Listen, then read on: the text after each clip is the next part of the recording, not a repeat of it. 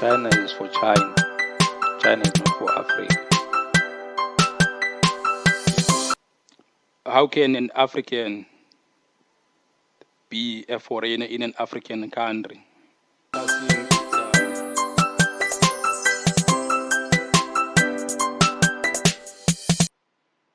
To gain mentality, we need to let go of the influence of the West, who were still colonized under white supremacists. All right. Welcome to FKU Africa Podcast. This is your host Maneza F8. I'm coming to you in Worcester. I'm all over the place because this country is the country of mine. I can be anywhere. So that's how nice and flexible be to have a podcast. I don't need to be in a certain studio. I don't need to be in a certain place. I can be in anywhere. I can be in my car. I can be in the park. I can be in church. I can be in the protest. I can be anywhere as long as I am able to connect and talk to you guys. That's where I'm be. So yeah. So the topic of today is based on the strike that is organized by EFF, Economic Freedom Fighters. Yeah, Economic Freedom Fighters. So what happened is I think 2 weeks ago there was a function in a certain school in Brackenfell. So at this school, it's those kind of an apartheid based philosophy schools where everything still black decides, whites decides. Black includes a colored and some Muslim and some other people of color. So what happened is there was a certain party, a matric dance party, where there were only white people who were invited there, including the teachers who were also invited, who are also white. So that raises some eyeballs for people who are like me, who are against racism, inequality, divisions, and all those kind of things. So what happened is today I was gonna be talking about Pan-Africanism and how to make sure that we go forward as Pan-Africanists. But I've just been watching this story developing throughout the whole 2 weeks, and now today on Friday. Today I'm making this video on Friday. On Friday it's happening. It's being covered all over the news. So while I'm working, I've been watching it throughout the day. So I thought, let me just cover this this incident, and because for you it can be senseless and baseless, but for people like me who understands the impact of racism, this story is really serious. And while it's now taking place and it's happening in this land of ours, while we thought we were free, but we still see these kind of things. It's really sad. So it happened that they did march against that just after the day that the party was held, and many people from the community of Brackenfell. Let me just give you the brief idea of what kind of place Brackenfell is. Brackenfell is it's a little town just outside Cape Town, just before you get to Bellville if you're coming outside of Cape Town from the tunnel. So Brackenfell, it's predominantly white people who are staying there. There are places like Stellenbosch, Durbanville, Constantia, all these kind of places who are a little bit outside of Cape Town with farms and stuff. There are those many places that white people predominantly occupy. So that is those kind of places that no one really notice what is going on around.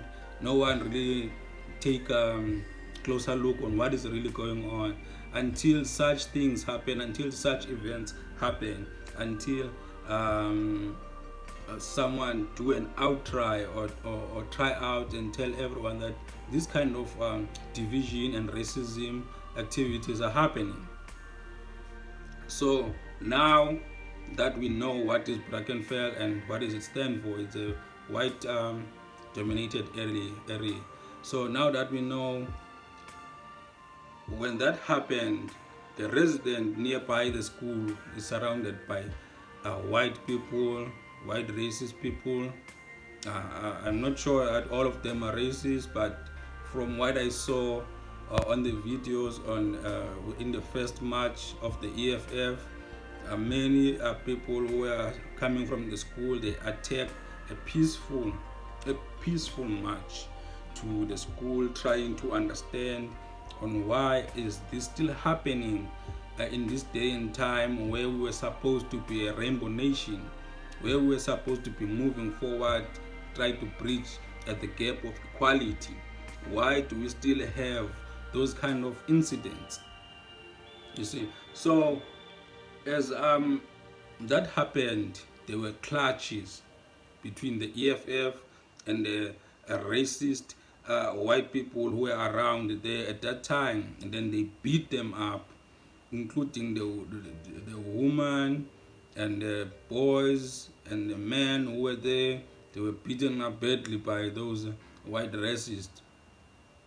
So in return now, the leader of EFF, Julius Malema, announces that on this day, Friday the 20th, that today EFF is going to march to that school in numbers to submit a memorandum trying to make sure that this kind of racism that is happening there ends.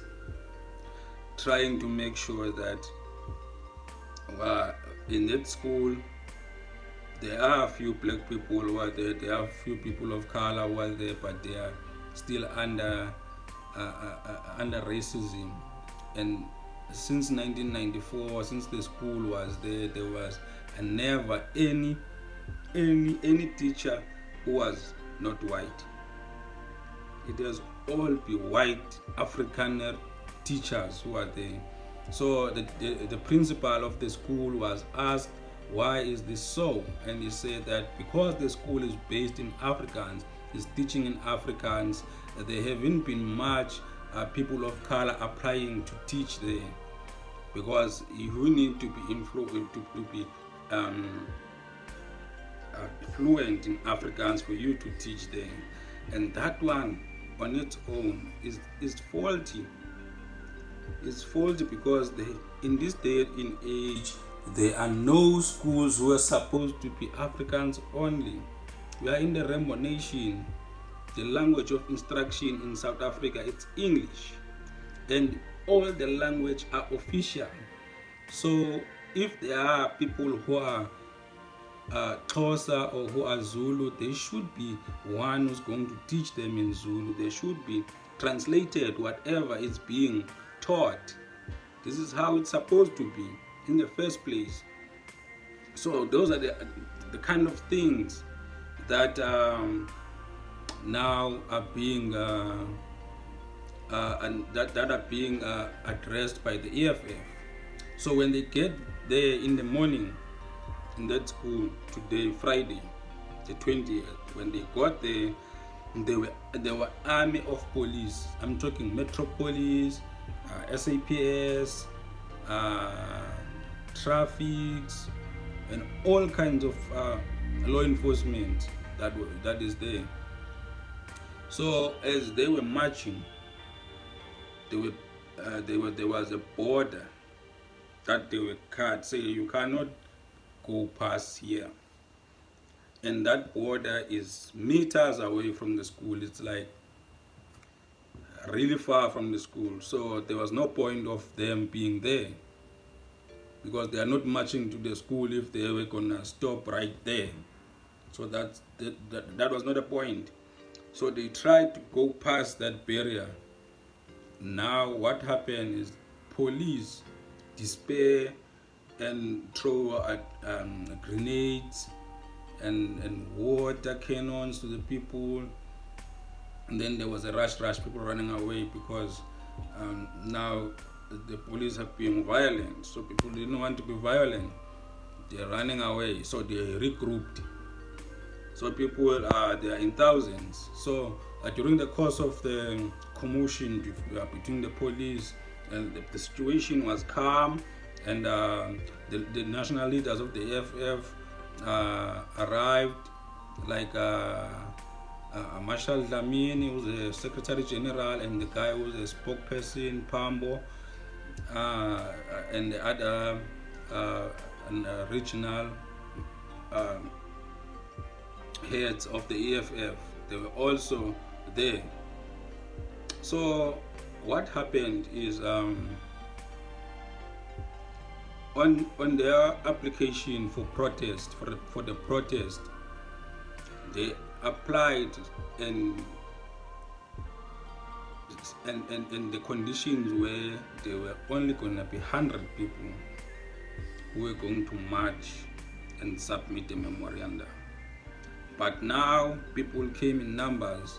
They counted more than 3,000 people who were there. There were a number of buses that displayed the people. So now that's the issue. Now that's the stumbling block between now the police and the management, not the management, the leaders of the EFF. The leaders of the EFF, yes. So now that's the problem they're trying to fix. There's been a number of throughout the day of interactions. Some you could hear, the journalists could go closer so that we can hear what is the discussion about, and then at some point the police were chasing journalists away, so we couldn't hear what was discussed during those trying to make sure that people who are there, they all go to the assembly point to read the memorandum to the school principal and the governing body and all the people who were responsible. So now EFF spokesperson did speak to the newsroom and told that there is no way that the state or the police can dictate, what is the word? Dictate, yeah. They cannot dictate. Okay, doesn't matter. They cannot force them and tell them how to march, what is the right people, what is the right number of people, what they should wear, what they should do, what they should carry to march. That's a march. If you are marching, you are angry, you are marching because you are not happy. So there shouldn't be any structure in marching. Marching is marching. You are going to wherever you are going. You can't tell me that there should be this number of people. You cannot control the emotions of the people when they are marching. Marching is only effective by numbers. That's the fact. We all know that marching can be only effective by numbers. With only few people, if 2 people are marching, no one will ever even notice them. No one will even care if they are marching. But if it's 40,000 people who are marching, that's a force to be reckoned with. Everyone will notice, everyone will care, everyone will want to know what is this about, and everyone will want to resolve it as quick as possible. So how do you dictate this way? How do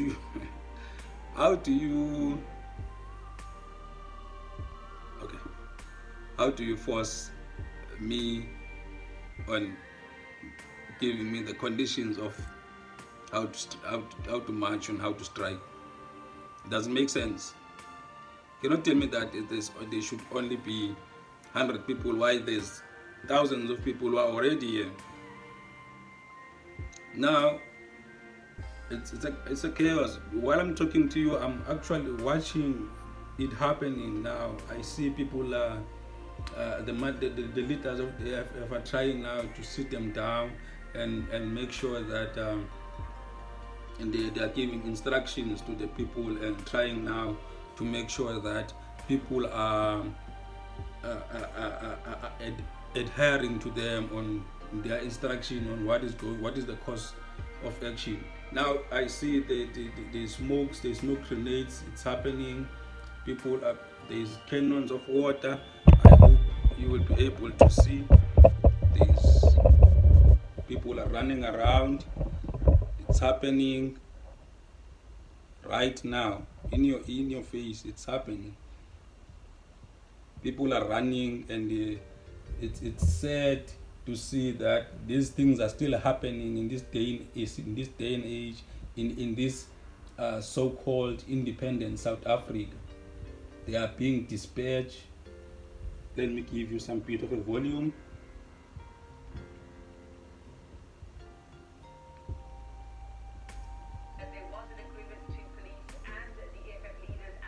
It's happening.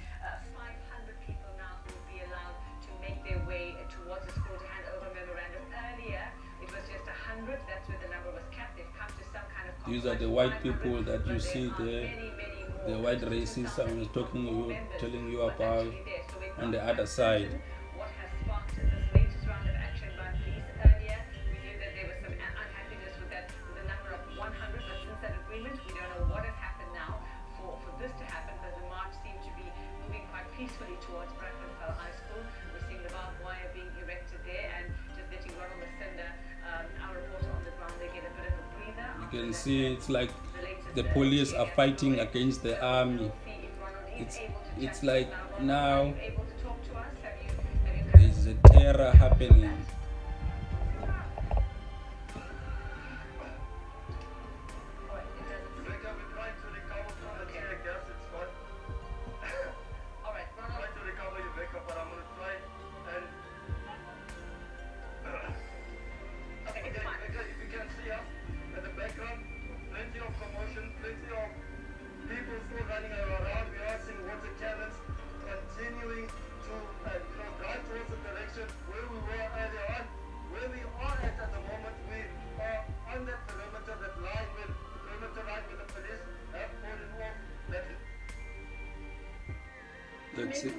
Let's see what's going on this side. Not too far from the school, as you can see that the police officers are now pulling the barbed wire fence.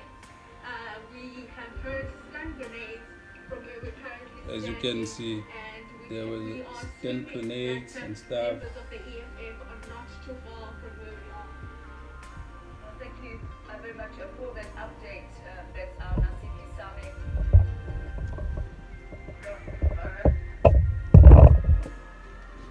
So exactly as I'm trying to explain to you, this thing is really serious. This thing shouldn't be happening. It's now 2020. It's 2020 now. People should be allowed to voice their concerns. People, this strike shouldn't even have been happening. This shouldn't be happening even. There shouldn't be a reason for people to strike and march against inequality in this day and age. This shouldn't be happening in the first place. So we are sitting with the problem. Because if this strike was in Khayelitsha or Kwamashu and in Soweto, there would be no police there. There would be no one would care.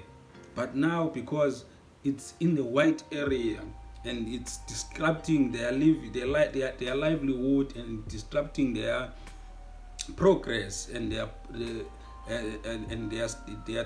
starting.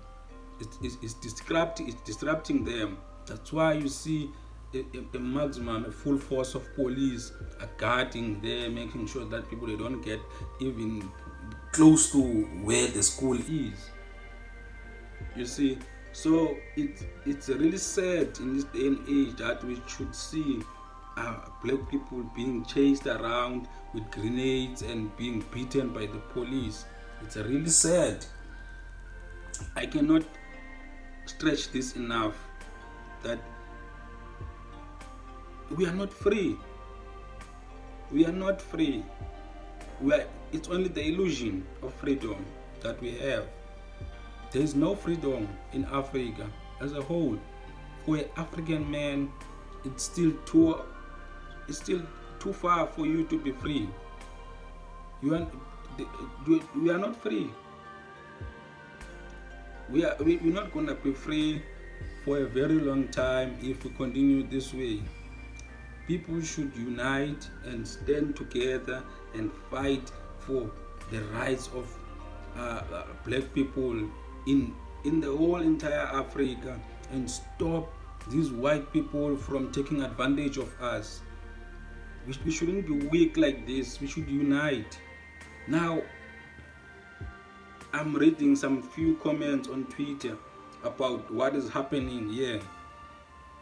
It's sad to see some of the people, they are against this march. Some of the people are saying that EFF criminals, they should be arrested. Some of the black people are saying that they should let these white people enjoy themselves in South Africa because these white people provide jobs to them. It's sad. It's really sad. I have no words to describe those kind of black people who are against these things. If they were around during the times of apartheid and they lost fathers or sisters or brothers, or they lost anyone to the apartheid struggle, they should understand that inequality is not the way to live as an African in Africa. They should fight to their death if it needs be. If I was there, I was not going to run. I was going to be there in front, making sure that I'm wearing a good mask, put some water in it so that the tear gas and stuff will not affect me, and move forward and try to make sure that I make my voice heard. Those people who are there are my heroes.